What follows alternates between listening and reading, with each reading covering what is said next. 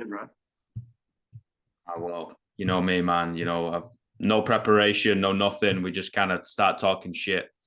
That's the I love whole it. thing. Like that. I don't like the whole process of being an interview. Like I Yeah. think there's times for that, but I'm definitely not that guy. I'm not Piers Morgan or Stephen Bartlett or anything like that. Like I'm not that guy. I say too many fucks.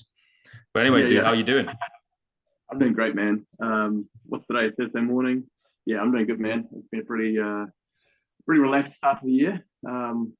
And then things are gearing up now for the Open starting and the kind of game season starting. Things are going to ramp up for me, so it's been nice to have an easy start to the year. But I'm ready to dive in and go hard. So Yeah, yeah, man, man. 100%. I know you're a guy that likes to spin a shitload of plates too. So, do you want to give us a brief intro of what you do? Yeah, for sure. Well, I used to be a man who spin a lot of plates, but these days I try and simplify things a bit more and have a bit more focus on on one thing. But yeah, so at the moment I am working as a freelance videographer and photographer, mainly in the CrossFit space. So I create content, social media content for CrossFit brands, and work for events. So I work for the Touring Pro, do work for the likes of the Wildlife or LSKD or Alpha Fit. And then I also I run a YouTube channel. So I like to hang out with CrossFit athletes and create some cool content around the athletes and around my training. So that's in a nutshell what I do now. But my background is CrossFit gyms. I used to own two CrossFit gyms and ran those for 8 years. Before that, I studied sports and exercise science. So I've always been in the sports and fitness space. I even worked for the New Zealand Police for a few years, working in the Wow. recruiting.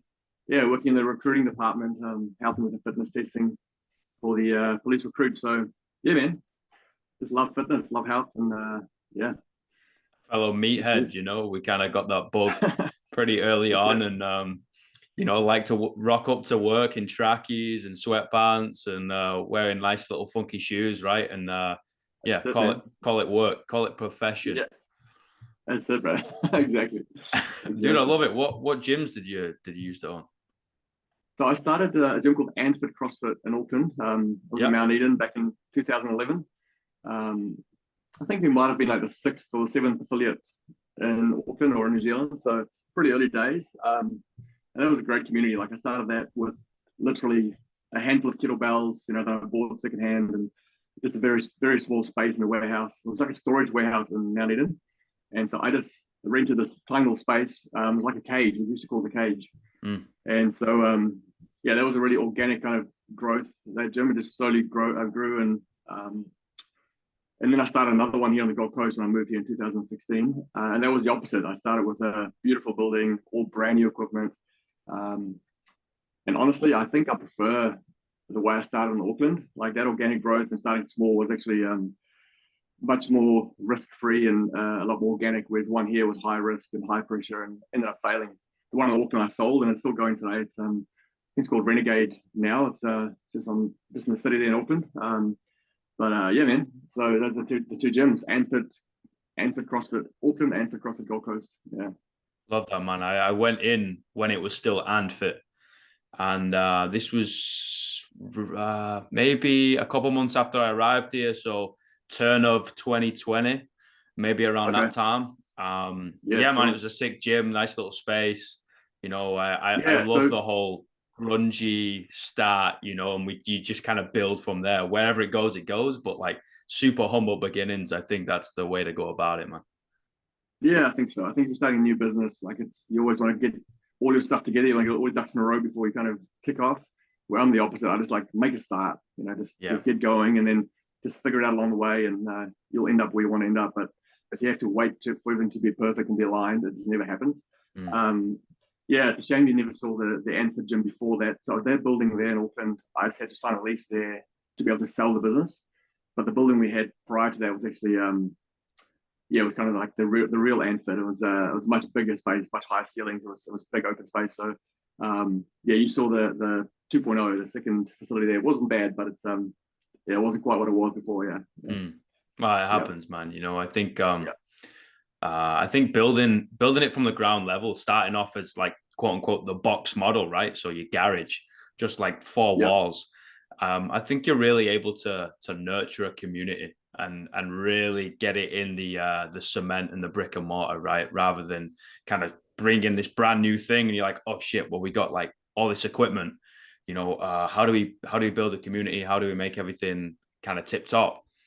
I think it's great. Don't get me wrong. You go into some gyms and like, this is phenomenal. The facility here, the equipment here, the space. You could be an athlete. You could be a GPP athlete. It doesn't really matter, right? You could be a pro, and it's awesome. But I think it just kind of poses different challenges, right?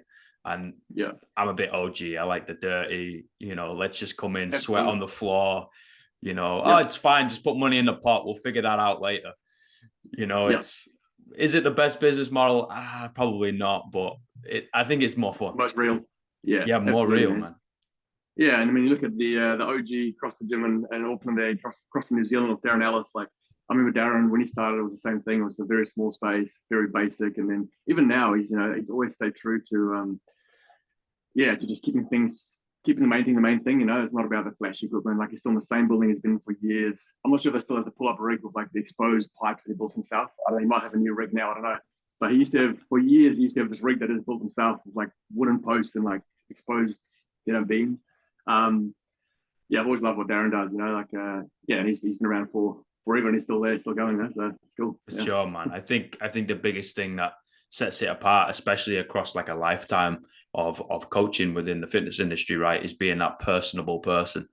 It sounds really daft, but we are in a business of people, not in a business of fitness, right? And it's like, if you're not someone that can talk a bit of shit, can ask about how your nan's doing, be like, oh yeah, it's okay. Like, we can just do a little bit of moving around. Like, if you're that kind of dictator that doesn't kind of change as the day goes by, people aren't going to stay, man. Come on. Like, they're giving you $50, $60, $70 a week. What, for you to be an asshole to them? No, mate. Like, come on. You got to be a bit more personal than that. Yeah, that's it, man. Well, I mean, our slogan at ANFIT used to be people first, fitness follows. So it was always about the person first, and then the fitness is, once you can connect with the person and actually build a relationship, then it's easy to bring the fitness to them. So that's always our slogan. I've actually got that's my tattoo there, people first, so that's exactly what you're saying. It's like, you got to have that relationship first and have that ability to build that, and then people can trust you with their fitness after that, so I love that, man. And I love seeing the interaction of that between people, whether I drop in as like a little member, I'm like, hey, I just want to do a little bit of fitness, get that dose of intensity, right? Or whether you're kind of shadowing a coach and learning from them, you just like, you see that interaction and you see that they give a shit, like truly give a shit about the person in front of them. I think that's really beautiful. You're like, this is cool. This is cool what we do. Yeah, and see, I think most people don't go that way. They look at all the other add-ons that kind of make the experience good, and they forget about the main ingredient. And so I think these days it's actually not that hard to stand out as a coach or a affiliate owner or any gym owner. It's actually not that hard to stand out. If you actually just decide that I'm going to be a good person first and focus on that, you're going to be miles ahead of every other offering straight away, because like you said, that's what people connect with and want. And then all the other things, are secondary. The nice equipment, the nice facilities, those are great, but the main ingredient is that personal connection. So totally, man. Especially like coming out the arse end of COVID, right? Like, everybody's a little bit socially off. We're 2020 friggin' free at the end of the day now, and like, it's been 3 years and people are only just coming out of their shell. It's like, guys, like, drop a joke, even if it's a bloody knock joke, right? Ask somebody's name, try and use it as often as you can so you remember it. I'm only blonde, man. I forget about a lot of things. Had too many concussions over the time, right? Like, I'm like, oh, what was your name? RJ, AJ? It's like, Darren. You're like, shit. Okay. Okay. Darren, Dazzer it is, And we just start from there, man. And we just go from there. And I think, I also think that's the hardest thing to end up teaching, right? Like, how do you teach a soft skill? It's that age-old question. I was like, is it innate or is it teachable? I'm not really too sure. I'm leaning towards the innate, but the optimist in me is like, maybe we can teach people how to do these soft skills. I'm not sure. What do you think? Well, I think it's just about being selfless. But I think most people look inwards. They're always focusing on themselves, and they think everyone's looking at them. So they're so like self-focused. And I think if you can just teach yourself how to be more selfless and look out, then you can learn how to actually care about people and not worry about yourself so much. So it is a hard one, but I think you can practice being more selfless and actually just being someone who cares about others. Yeah, I mean, I feel like in life, if I don't nurture selflessness, I naturally just become selfish. You know, like naturally, I just want to look after myself, look after number one. That's what comes natural to me, and so I've got to constantly fight against that and go, you know what, it's not about yourself, it's about the people around you in the room. So yeah, I think it is something you can practice and get better at. But it is, yeah, it's a hard one because it is such a selfish world we live in. You know, like everyone's out for number one. So and that's why it's so refreshing when you find someone who's like genuinely cares about the others in the room rather than themselves. You know, yeah. So it's a hard one, but I think you can teach yourself to be better at it. Yeah. Love that. Love that. Like it's definitely something I ask myself a lot. You know, it's like, okay, well, you're coaching around other coaches or underneath them or over them, whatever the format of the foundation is, right? And you're like, how do we make it so the members come first? You know, and I've had a lot of discussions with gym owners over the time, right? And it's portrayed in a way where they don't necessarily look after the coaches. And then that means the coaches then have to look after number one, i.e. themselves, right? And then the members get a disservice and then the business fails because members leave. So it's like, hold on a minute. If you look after the coaches, they don't have to look after themselves anymore to an extent, right? We're kind of making an extreme example. Then they look after the member and that looks after the business and it feeds itself. 100%. 100%. Yeah. I mean, it's that classic saying, lead from the front, you know, like as a box owner or any business owner, you treat your staff the way you want your staff to treat the customers. So yeah, they just kind of see that model from the top down, and they just do the same thing. They just mimic you. Yeah, and I guess the real special coaches will do that regardless of how the owner treats them. Like a real special coach will take responsibility for for the way they know things should be done, regardless of how the owner treats them. But that kind of person won't last long in that environment. They'll probably find somewhere where they can be with like-minded people or start their own thing, So, yeah. Just my cat wants to get out here, so I'll open the door for the cat to get out. Yeah, man, go for it. They can always say hello. I'm a massive cat person, man. A massive animal person, if I'm completely honest. But cats have got a special place in my heart. Oh, look at that little one. Yeah, Misty and Amos, get out of here. Oh, there's something special about a cat, man. If you're able to create a bond with a cat, it's something quite special, because they don't need it. We're the dumb animals that think we own them, and we really don't. Yeah, that's it. We feed them, we provide them with a roof, we give them belly scratches whenever they want. They own us, mate. You know what I mean? That's it. Yeah, that's her house for sure. It's her house. Yeah, we just live in it. Yeah. But this is why I love talking to like OG box owners, right? Because I think they're a special type of breed. We're a little bit of a renegade. There's kind of like the mainstream fitness industry, mainstream education, and all the OG box owners kind of like, you know what? Fuck that, guys. I want to go into work with my snapback on. I want to have a tattoos all up my sleeve, and I want to throw a couple of F-bombs in there, but actually truly care about the people in front, right? And I think that bleeds off into everything. They're a little bit more laid back. They care about the service that they provide, even if it's bloody cleaning the toilets. And I think that then bleeds off into different endeavors, right? And I think that's going to be showing with YouTube, with the videography, with the photography, and what got you into that, man? And so when I started my gym here on the Gold Coast in 2016, it was very tough going. Like I just couldn't get members to the door. And when in Auckland, it was a lot more natural. People just bring their friends and just kept growing. Here, I had to work a lot harder for it. And so I was like, man, I need to create some kind of media to put out there to tell the story of the few members that I have. So I've got to learn how to shoot a video. I didn't have money to pay for anyone to create the video. So I was like, I'll just teach myself how to create a little member story video and start putting that stuff out there. And so I just taught myself how to create video and shoot photo just out of desperation, really, to get the gym growing. And so in the process of learning how to use the camera, I just fell in love with it to the point where I'd go to bed at night and all I'd be thinking about is the next video I was going to make, or the next photo I was going to take, fell in love with the gear and the process. And so 3 years in, like 3 years of trying to grow this box, I was like, man, this is not happening. And I'm so passionate about this new thing. And at that time, it was 2019, I got the opportunity to go to Hawaii with Cara Saunders. So she was local here on the Gold Coast, and her business partner came to my gym. And so he saw that I was putting some media out for the box, and he's like, you know what, we just started this new eyewear company called Active Eyewear, and Kara's going to Hawaii. Why don't we pay for you to go with her and shoot some photos in Hawaii with her? And so this was like late 2019. So yeah, flew to Hawaii with Kara, and I thought it was just going to be me and her, and then the foundation that she works with over there. I landed, and we went to dinner that night to this just at someone's hotel room. Walked into the hotel room, and the first person to greet me is Pat Bellner. Wow. And then the next person to greet me is Noah Olson. Next person to greet me is Craig Ritchie. Next person to greet me is James Newbury. And it was like everyone was there. Everyone across the space that you can think of was there. Khalifa was there. Just everyone. They were all there for their wine trail run. I don't even know what that was at the time. And so that trip, like that week in Hawaii, I just met everyone in CrossFit, and it was just like, and they all loved my photos, my content. And so I came back from that trip. I was like, you know what, I'm meant to do this. Like photo and video thing is now my new thing. And so I shut the gym and just started going full-time videographer. Yeah. That year was the first year I shot a Torian. So Torian reached out and said, hey, we saw the stuff we did with Kara in Hawaii, come and shoot a Torian. And Noah also flew me over early in 2020 to go over and shoot some stuff for him in Miami. And it just kind of started snowballing from that trip. So yeah, so I've got a massive debt to Kara Saunders and my buddy Dan. Yeah.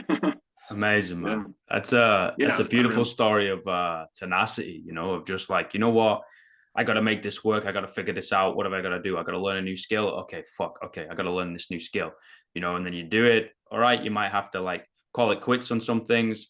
I think school gives quitting a bad rep. I don't think throw the towel in as soon as you can. Right. Just like sometimes you got to divert the path. I was like, in fact, that's not my path. I'm not going to go to the NBA playing basketball. Maybe I enjoy it as a hobby, or I spend a little bit more time on elsewhere. Right. And then from learning that skill, boom, look at you now, man. I think that's so cool, and seeing somebody fired up about doing something to pay their bills, essentially, that's fucking rad, man. Yeah, and it was a hard decision because at the time I was also doing business coaching for CrossFit boxers. I was actually, doing this kind of stuff, like calling with affiliate owners and helping them with their business systems and telling them how to grow their gyms. And so for me to close my gym down, to kind of essentially admit that I was defeated, was a really tough thing, because I was like, I can't be seen being a failure. I'm a coach, And so it was a really tough decision, but the right one for sure. But even just ego, like this. I felt like there's a lot of people that knew me in the space, from running Anfit CrossFit in Auckland, and yeah, it was just the worst nightmare for me to have to like admit that this gym wasn't making it and to close it down.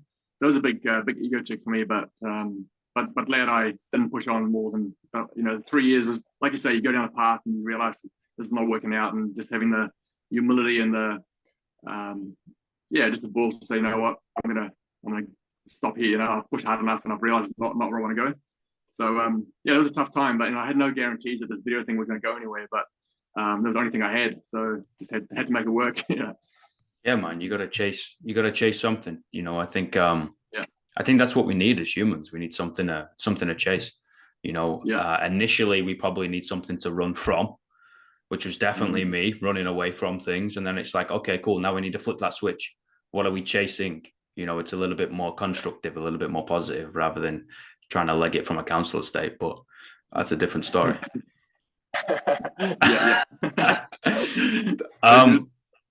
What's your relationship with ego? I find this whole concept fascinating. Ego, yeah. Oh man, that's a hard one, because especially someone who's like seen as an influencer in this space, I guess. You got to be putting stuff out about yourself. Like you got to, like, brands expect you to put things out, and I enjoy putting photos and videos out of myself and showing my journey. But it's so easy to get caught up, again, like I said before, in yourself and what you're doing, and it's such a small way to live. Like I've always, growing up, my parents even modeled this. It's all about others. You've got to live for others. That's where the most satisfaction comes in life, is when you actually serve others. That's when you feel like a real sense of purpose in life.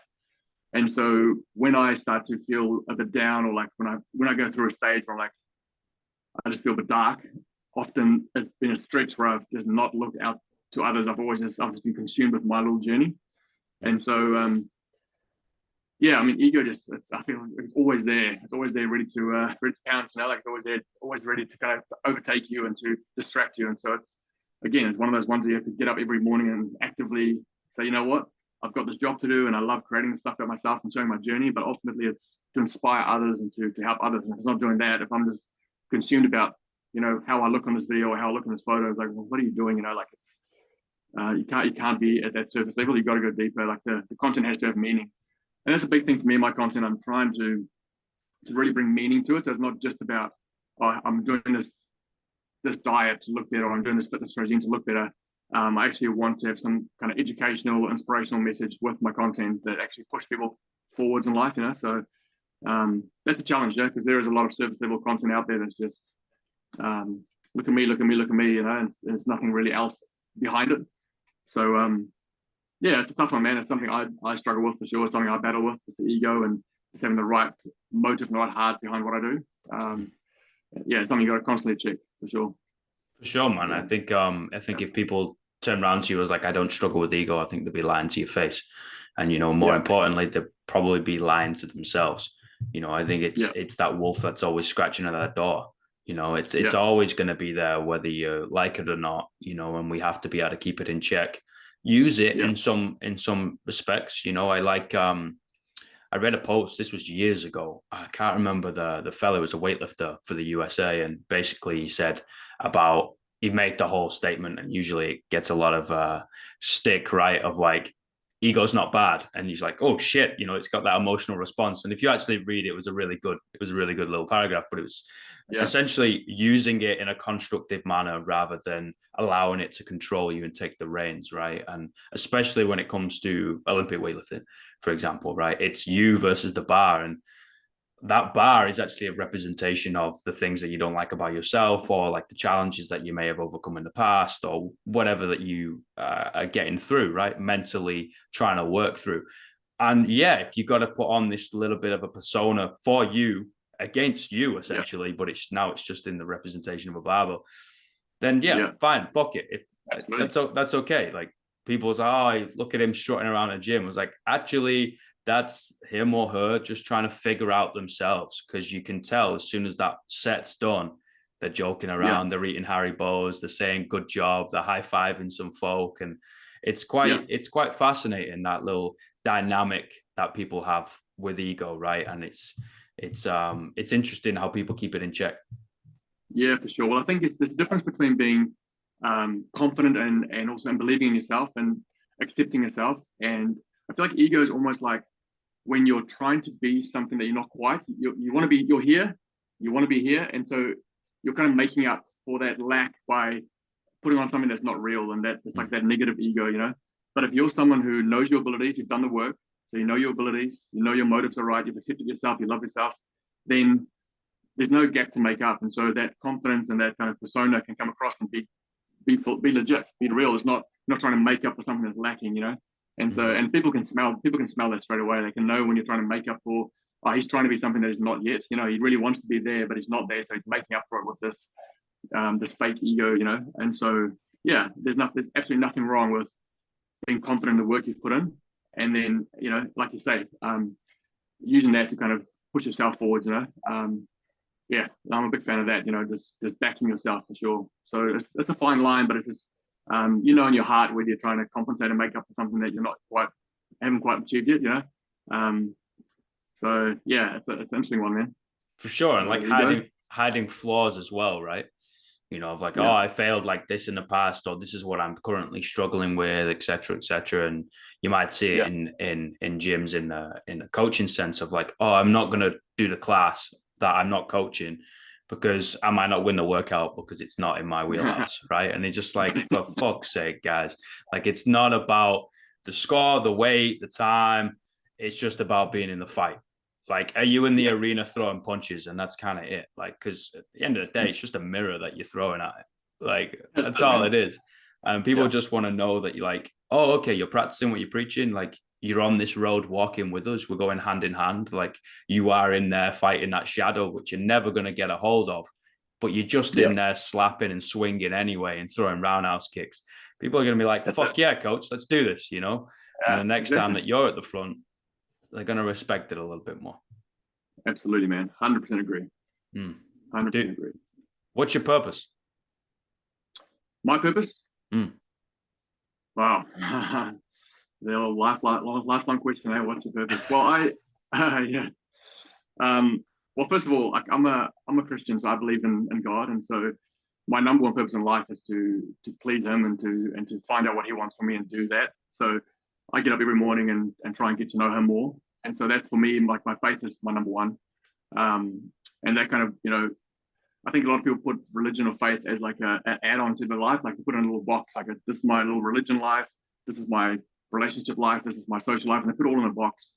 And I've realized that every part of your life kind of is intertwined and it's one thing, you know, like, and so, yeah, and so because faith is my number one, God's my number one, that kind of just flows through every area of my life. So whatever I do, I try and do it in a way that will please Him.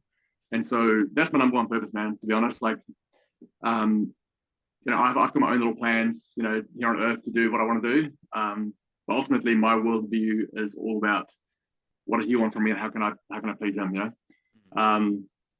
And that's worked out really well for me. Like it's like I was 18 years old when I grew up in a Christian home, but I just went along to church because my parents went. But at the age of 18, I kind of had this, kind of encountered God for myself. And so after that point, my life was a bit of a mess. Like I kind of lived my way and did things just to please myself, and it turned out a bit of a mess. And so at that point where I decided to find out what He wants and started to live the way He wants me to live, it seemed like things have gotten a lot better. And so, yeah, so it's just the proof of the life I'm getting back from living the way the Bible tells me to live. That proof has been good to me, you know, like just to see things work out if I follow the instructions of the one who made me. So, yeah, man. And then other than that, like, I think just telling stories. Like now that I'm a videographer and a photographer, I want to tell people stories. I want to make content that inspire people and entertain people and, help businesses grow and through media, you know. So, and then also inspire young creators. So I want to put a course together to kind of inspire young creators to get better and get better at the craft. So that's my kind of purpose in a work sense. And then I've got a wife and a kid, and so that's a big part of my purpose is just to like protect them and look after them and, you know, provide for them. So I guess there's a bunch of different things I'm trying to work towards and focus on. But yeah, to answer your question in a big sense, ultimately it's just to kind of live a pleasing life to God. Yeah. I love it, man. I think that's a fascinating question and answer. And I love hearing people's answers on it, you know, and their perspectives. You take a little dip into their reality of their, you know, life essentially. And I think having a faith-based system, whatever that entails, is ultimately what us humans kind of gravitate towards. Whether it's like, you know, you might get the complete narcissist that's like, I have complete faith in myself and I am the center of the universe. And you're like, great, if that works for you, fantastic. Who am I to say it's wrong? You know, I don't fucking know anything. I'm blonde. You know, if you believe in the big man in the sky, fantastic. Same. You know, like whatever it is. Like, I think we need to believe in something other than ourselves. I know it kind of contradicts the point of a narcissist, but again, like I'm not here to judge, you know. But I think it's true. I think the word faith gets a lot of stick. I really do. I'm not religious, but I'm like, guys, like, is it helping them? And are they being a universally quote unquote good person? Yeah, then leave them the fuck alone. Let them live the way that they want to live. You know what I mean? Like essentially, we all know innately what is good and what is wrong. You know, they're two extremes, and then everything else is kind of like where the conversation arises, right? And sure. I also love the fact of storytelling. I think that's a big thing. Like I see it in your work, you know, the visual storytelling. It is a physical representation of stories. And I think that is I think that's really fascinating. I really do. I think it's so cool to witness. So cool to witness you create it. You know, if you're in person and be like, okay, watch this individual just get sucked into this thing and become obsessed with essentially telling a story to other people, right? And then seeing the finished product. And I think that is that's wicked, man. That's absolutely wicked. Well, I think there's so much content out there now, you know, like it's just the amount of volume of content that gets pumped out on these platforms every day. It's so hard to stand out and be different. And so I was talking to a friend yesterday about, man, how do you go to the next level where people recognize your work as being different to others? And it came down to the storytelling. I was like, everyone can make a video look good now. Everyone can have a catchy song and have funky transitions and all this stuff. It's like the one thing that not everyone can do, not everyone can tell a story, like it's really hard to tell a story in a 15-second reel, for example, so yeah, so I was like, man, I think I've got to work this year on getting better at storytelling. So people, when they see my videos, they recognize, oh, that's a Wykie video because it's got this little story, even if it's a 15-second reel, it's got some meaning behind it and it's just well thought out. So yeah, really passionate about just setting my content apart by telling compelling stories. Yeah. Yeah. You can see it, man. You can see it as an art form, and you can see your personality bleed through it, and it's beautiful. It's beautiful to witness. I saw a couple of your videos and I was like, fuck, I gotta talk to this guy behind the camera.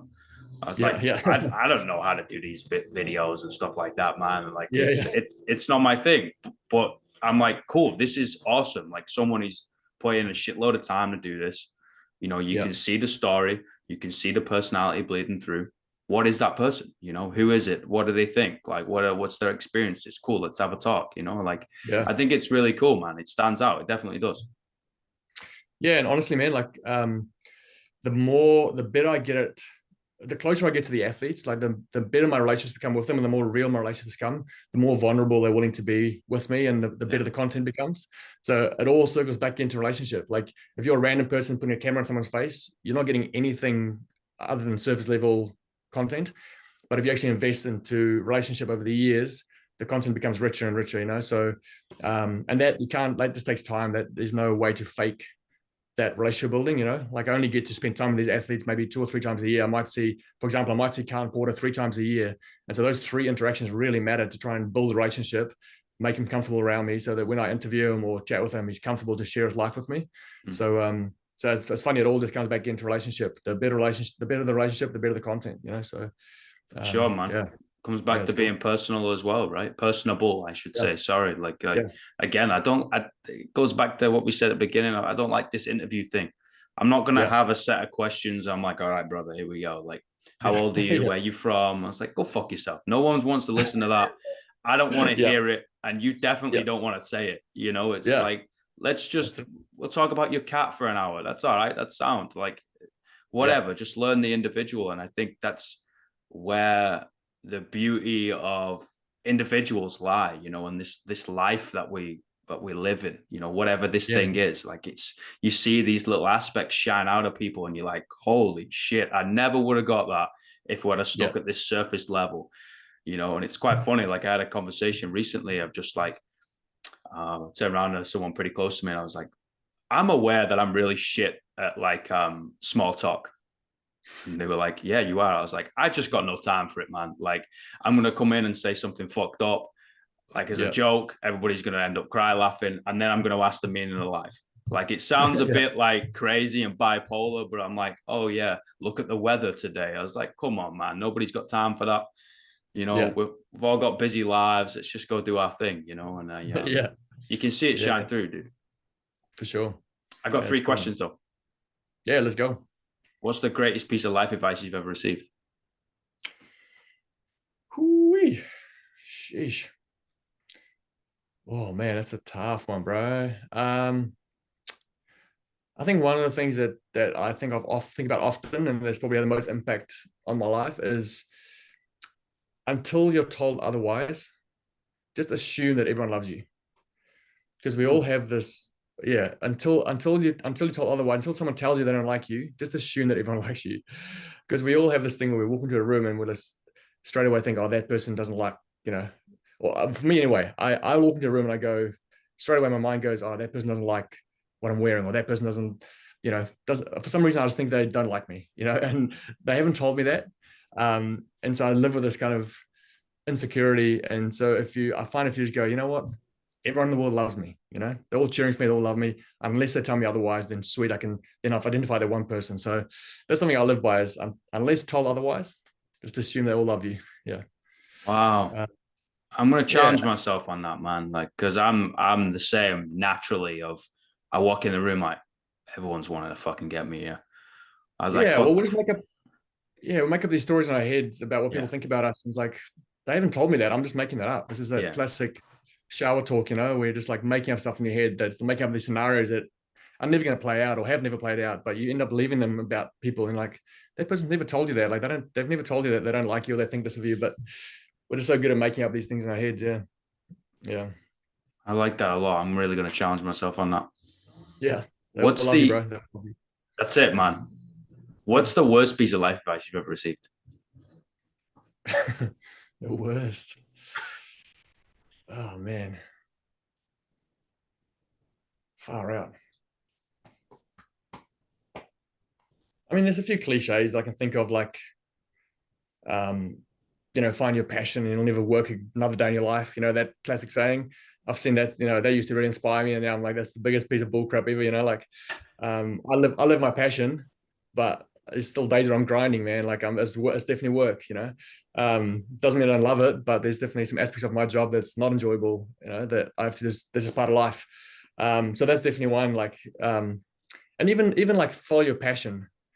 I feel like follow your passion is not great advice. I feel like you got to acquire a skill and become good at that skill, and then you'll start to fall in love with it. There's things I'm passionate about, but I'm never going to be good about. I'm never going to be good. Like, I'm passionate about golf, but I'm never going to be the best golfer in the world. So I'm not going to pursue the PGA Tour just because I'm passionate about golf. I think those two things I've kind of flipped my mind about is the whole passion thing is like, no, a lot of it just takes hard work. A lot of life is just actually grinding and hard work, and that's okay. That's part of life, So not living in this delusional thing where I've got to find this passion where every day is going to be just a breeze, because I'm doing my passion. It's like, that's just not reality. Yeah. I like that. I like that a lot. Last question. What are the 3 words you tell your younger self? Chill out. Like, stop hustling so hard, dude. Oh man. So like, just take things easier. Like, don't put so much pressure on yourself to achieve so much in this day or in this year. So that's a lot of words, but chill out. Like, just, I think in your 20s, you've got so much ambition and you want to push so hard that it's just not needed. Like, you need to just focus on one task each day, do it really well, do it focused. So chill out, be patient. Things happen in time, like, I was so impatient in my 20s as well. Like, just wanted things to happen now. I wanted to have the biggest gym in the world right now. I want to be married right now. It's like, just give it time, so be patient, chill out, be patient. And I was going to say get up early, but I've always got up early, and probably eat less sugar. Oh, dude, I was such a sweet tooth. I still am, but I'm better now. But eat less sugar, chill out, be patient, eat less sugar. Yeah, dude, I love it, brother. Thank you so much for your time, man. This has got to be the first time somebody's got up at 6 o'clock in the morning to talk to a stranger on the internet. So I appreciate it, man. No, I love it, man. Love it. Love the opportunity. Thank you so much. And I'll get over to Gold Coast soon, and we'll throw it down. Let's do it, man. Get a little dose of fitness. You'll see me throw up. Not the fittest of individuals, but it's all about the energy, right? Yeah, that's it. That's it. Appreciate it, brother. And we'll speak soon. Yeah. Sounds good, man. My man. All right. Bye, everybody.